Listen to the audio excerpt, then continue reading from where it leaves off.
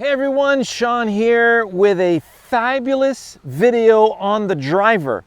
So often we realize that certain holes don't fit our eye. There's a very specific reason for that. This is going to be a really awesome video, and I'm going to show you how we're going to use the logo on that golf ball to help you secure your arc in the direction that you want that ball to start. Stay with us.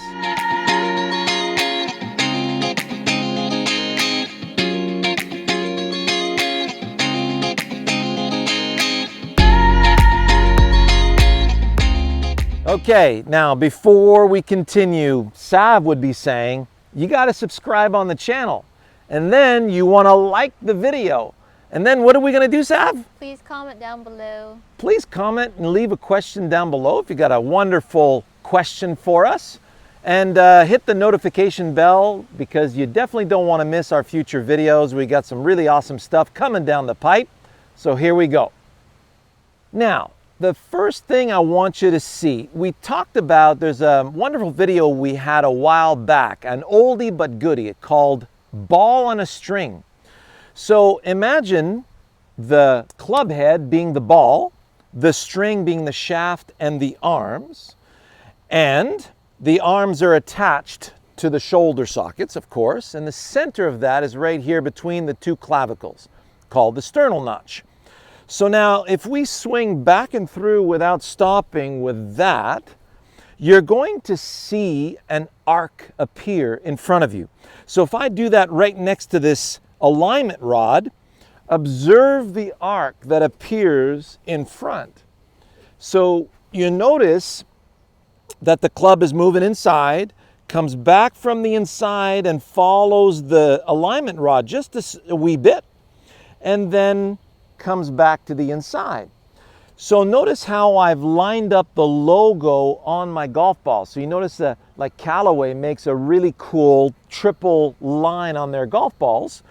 So imagine we're going to line that up in the direction that we want the ball to start.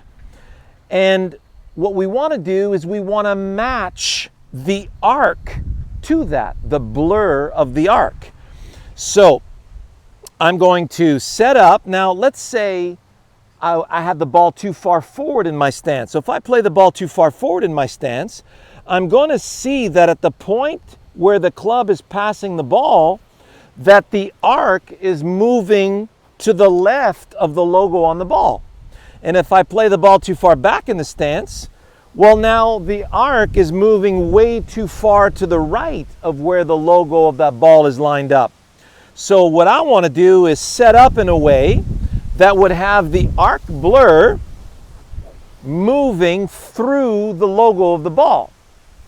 However, you know, hitting a straight shot in golf is not the most optimal thing to do.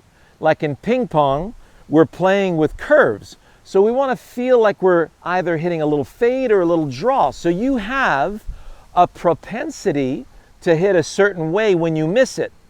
Some of you could be a draw, some of you may be a fade. So let's say my propensity was a little bit of a fade.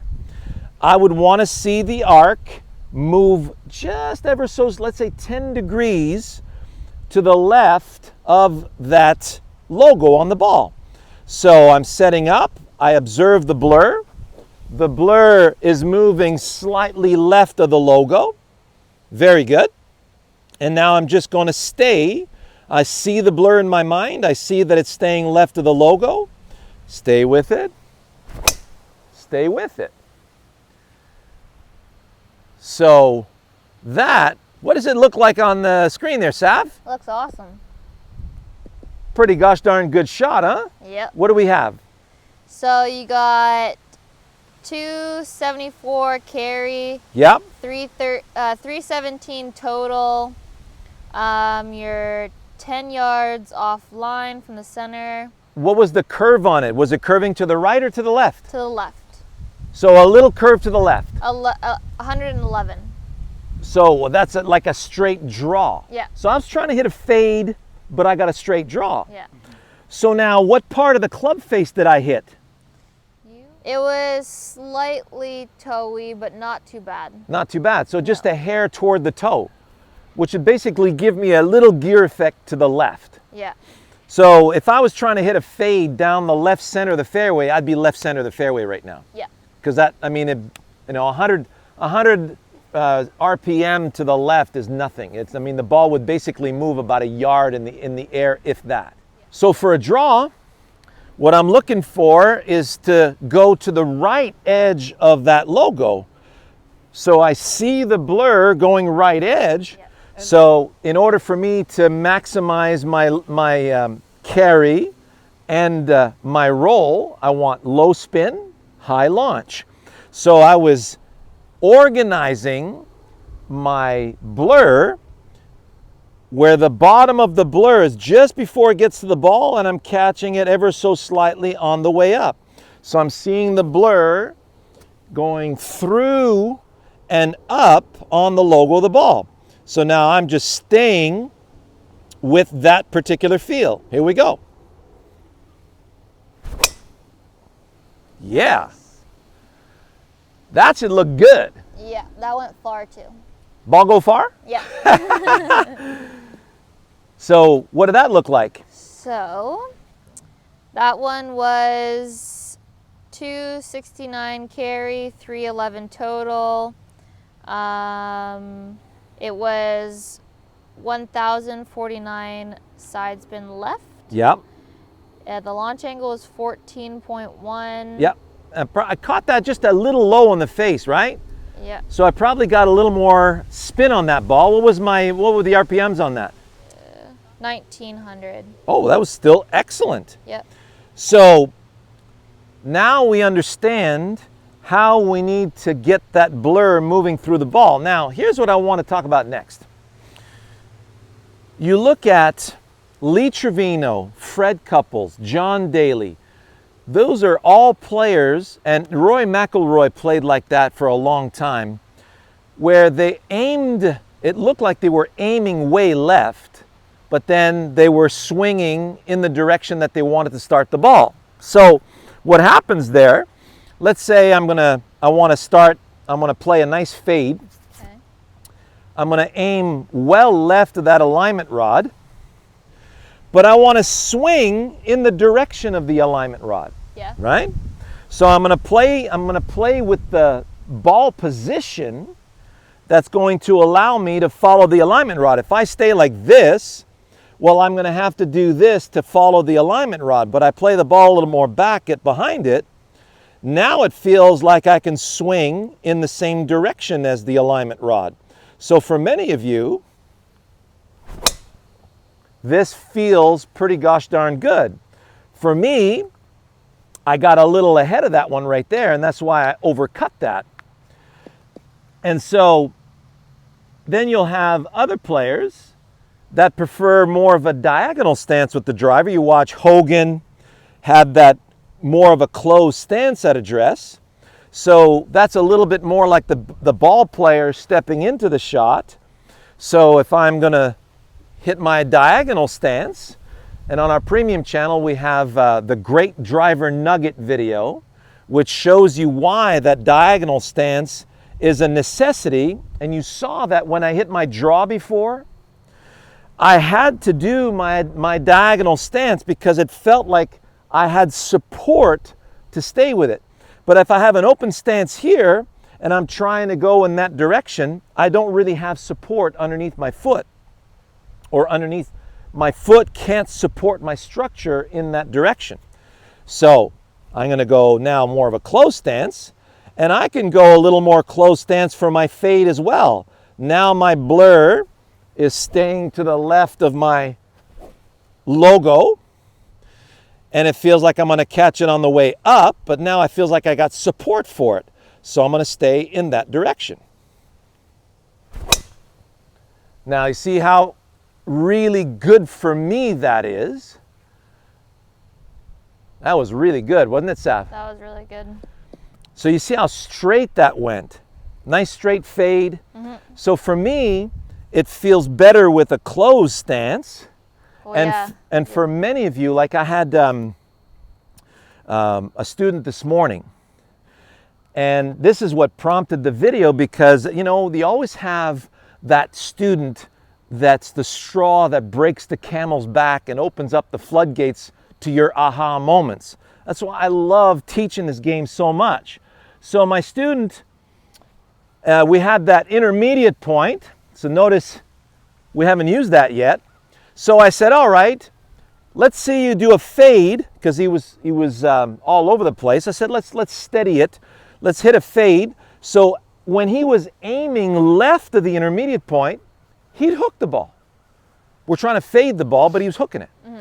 And then I said, okay, well, let's stay, now that you're hooking the ball, let's stay to the right edge of the intermediate point and start it right and come back. He starts slicing the ball.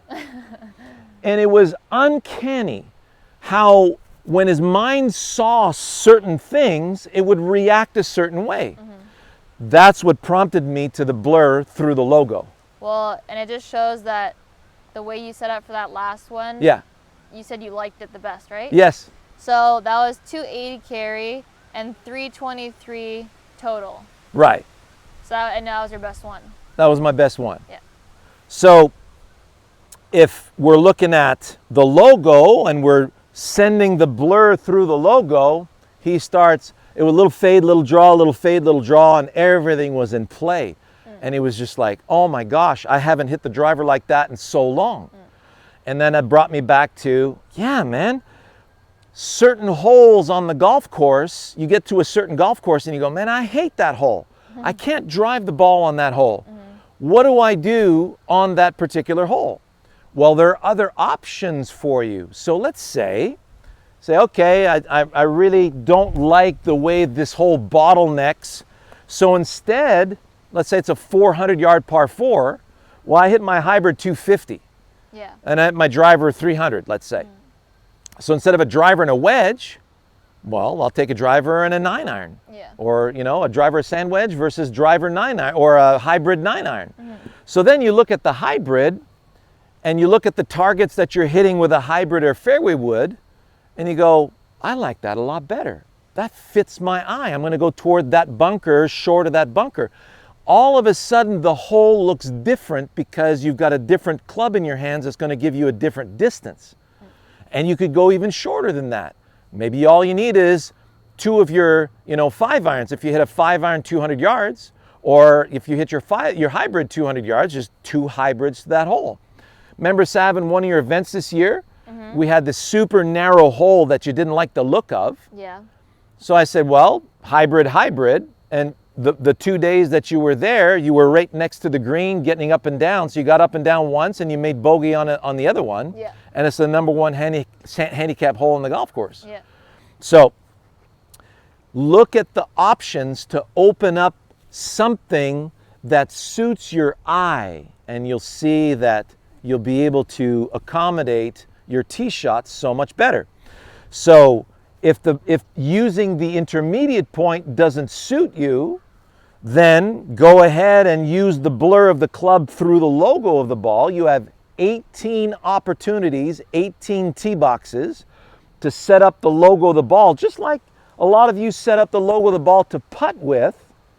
Well, you do the same thing, and now it's just about using the blur of your arc and setting it up, little draw right edge, little fade left edge, or feel like you're going straight down the middle. And for my student this morning, the change was significant, right? And that's being very polite. It was amazing. We all, we had the jaw on the ground. We were all having a great time. So, and then he went out and played, and we got some fantastic feedback from his round of golf on that. So I hope you enjoyed this awesome video on the driver, the blur of the club, and we're talking about, the logo of the ball. Stay tuned for next week. We're going to have some awesome stuff for you. All the best.